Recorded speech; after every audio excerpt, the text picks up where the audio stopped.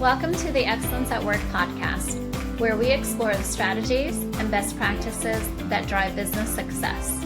I'm Rachel Cook, COO of Brandon Hall Group and the host of our podcast, along with members of our executive team. In each episode, we'll dive into the latest trends, insights, and real-world examples from some of the most exciting leaders from organizations worldwide. Be part of our journey and learn from the best as we discuss innovative approaches and cutting-edge technologies for talent management, learning and development, leadership, diversity and inclusion, and more.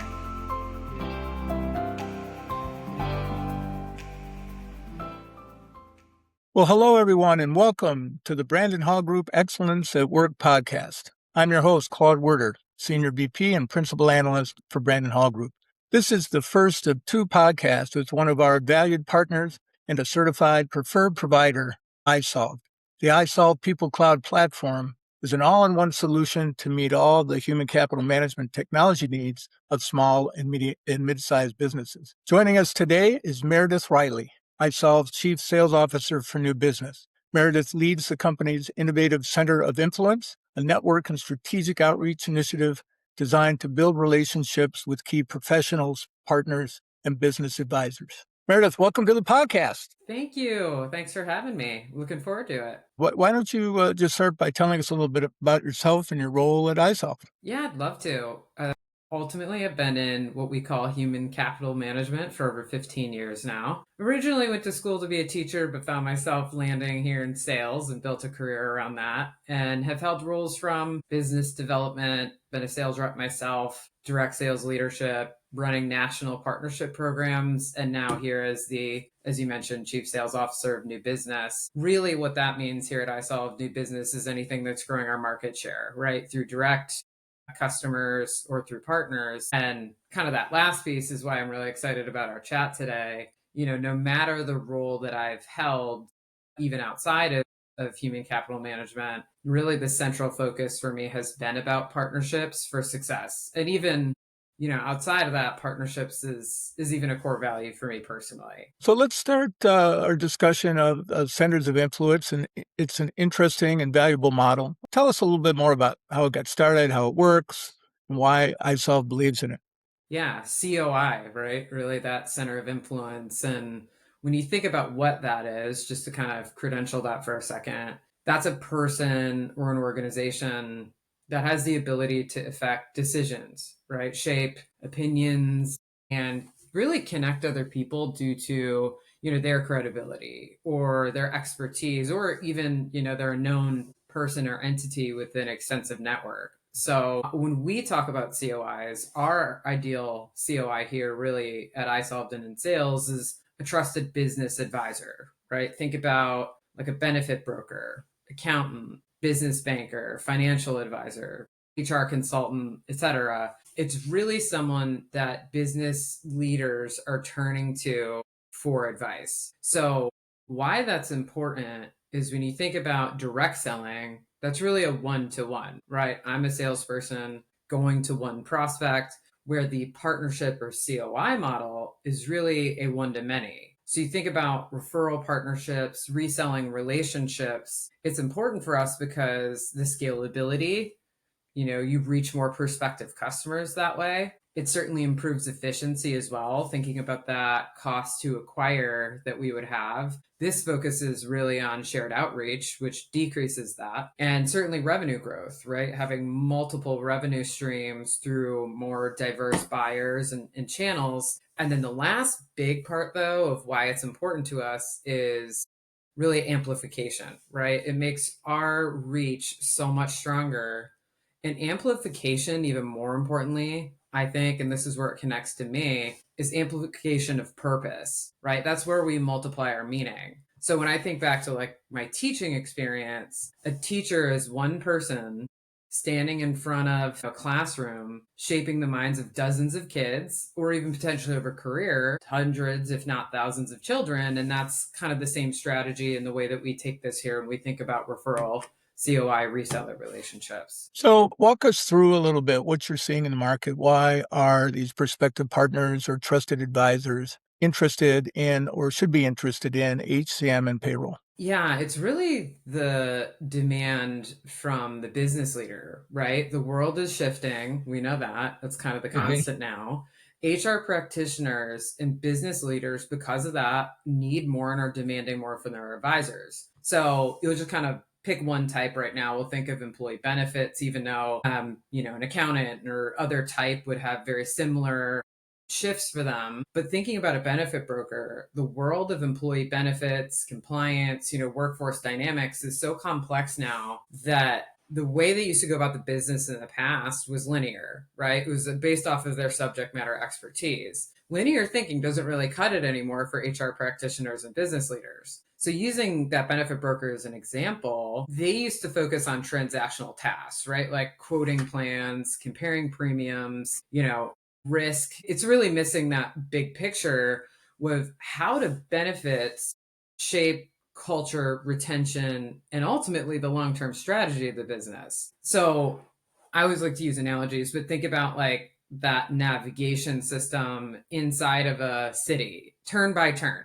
You're going to get somewhere, but where and why and Right. how, right? Right. Like that's what linear thinking feels like in this space. Zooming out is what those advisors require now, and that's really where payroll enters the arena. So payroll, human resource information systems, they've been seen as operational tools, but when viewed through that, we'll call it like zoomed out strategic lens, that becomes a platform of influence. So ultimately, payroll and HRS systems are going to be the data engine behind a lot of those workforce decisions. And that broker needs to understand and integrate for a powerful edge for their prospect and those customers. Right. So that's where they're zooming out thinking how do benefits, compensation, and technology really work together to drive that retention, engagement, and growth in the business. So since these advisors are not always used to thinking in this way, what do Yeah. you run into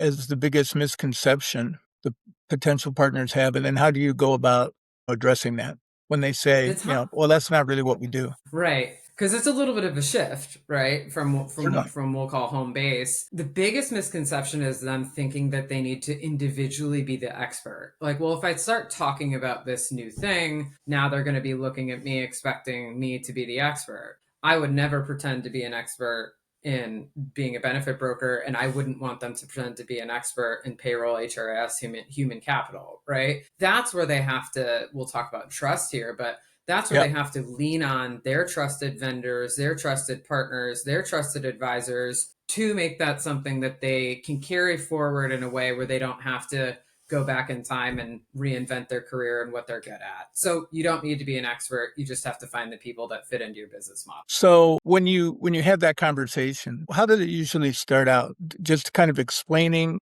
how it works, or what's the best way that you find to convert people and get them to believe in this process?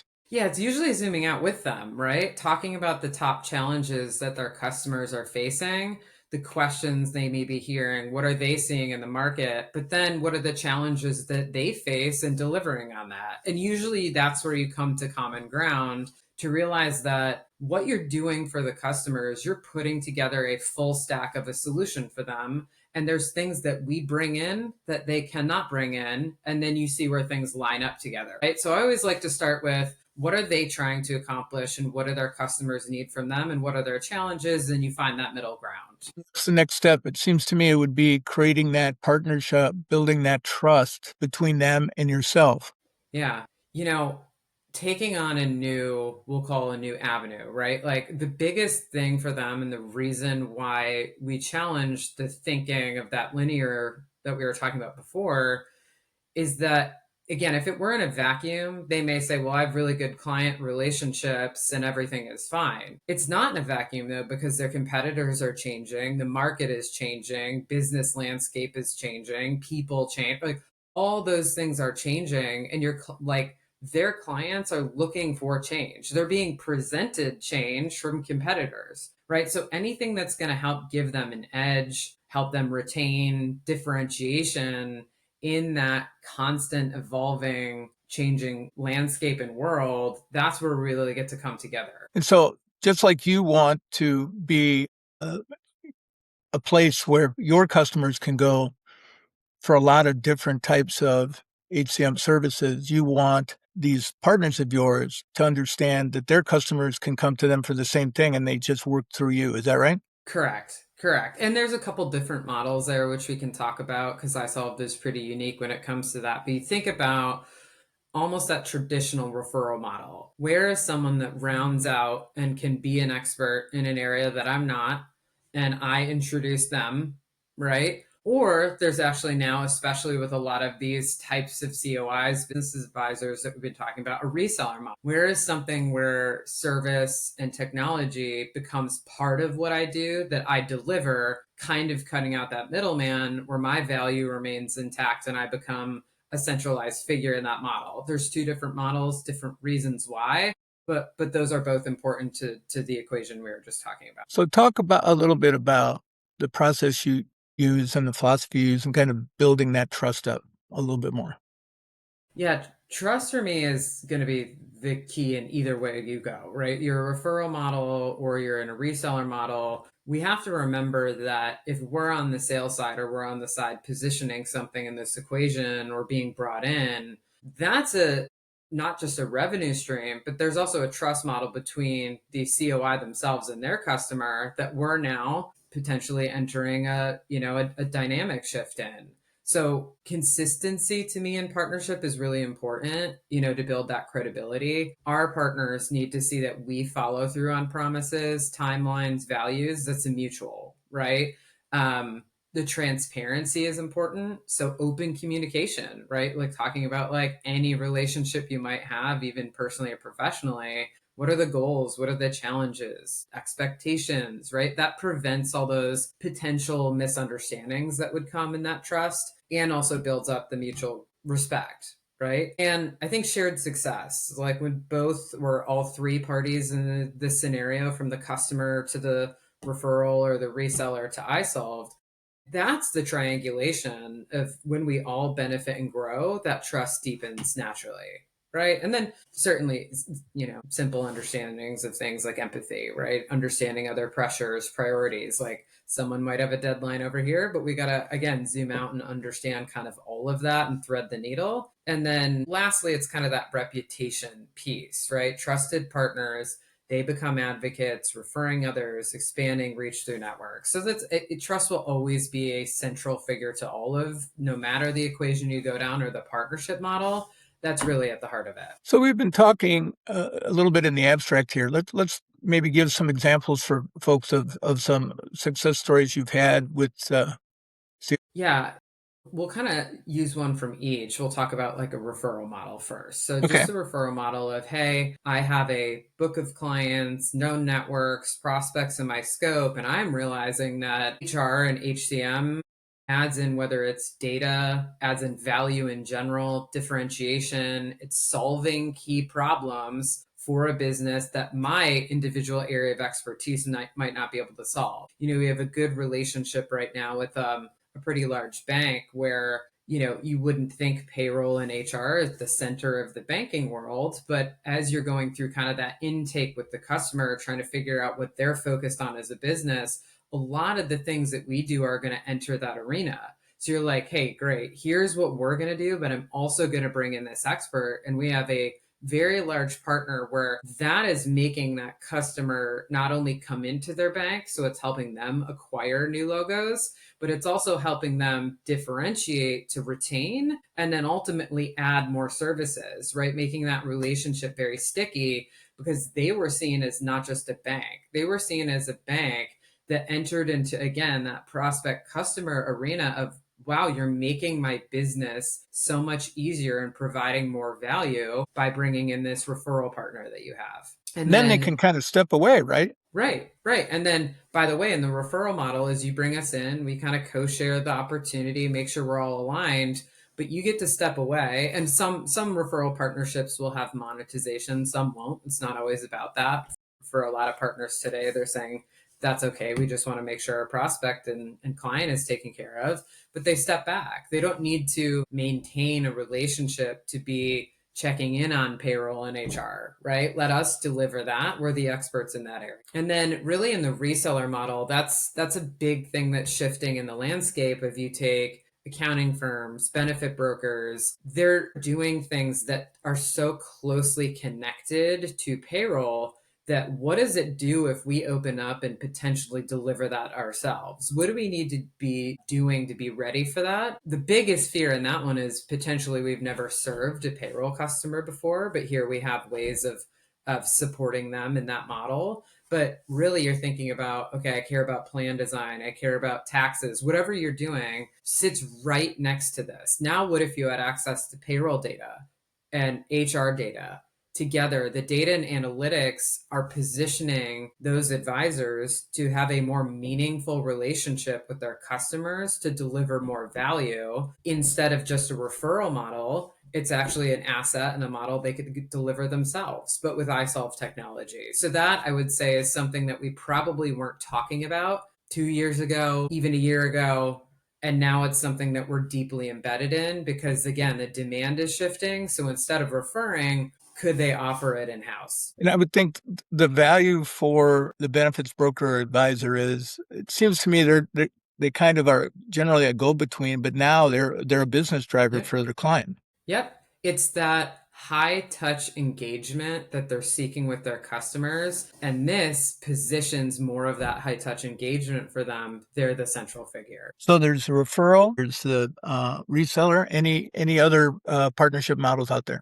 I'd say those are the top two, right? There's a couple in the middle that are industry specific, right? But if you're thinking about the scale of it, of when you think about the differences in those two models, it's really who owns what part, right? Like what's the role? In a referral model, you're talking about the partner refers a lead, the sales rep on the other side is going to handle that. Service is handled by the other side, right? Low risk, no inventory of, some responsibility, but the customer is going to see the provider as the vendor. In the reseller model, that starts to shift, right? Where the role of the partner really becomes in the middle of all of it, right? They own the sale, they own the customer relationship. There's a little bit higher risk, depends. We can also handle certainly support there, but the customer is going to see that partner as the actual vendor. So again, different models, different flavors, but there are things in between there depending on what someone is looking for. Well, I want to shift to maybe just giving some key takeaways for both HR organizations and partner organizations. But before we do, is there anything I haven't asked you yet that you'd like to talk a little bit about? No, I mean, I'm so passionate about this in general, and it kind of fits into the takeaways because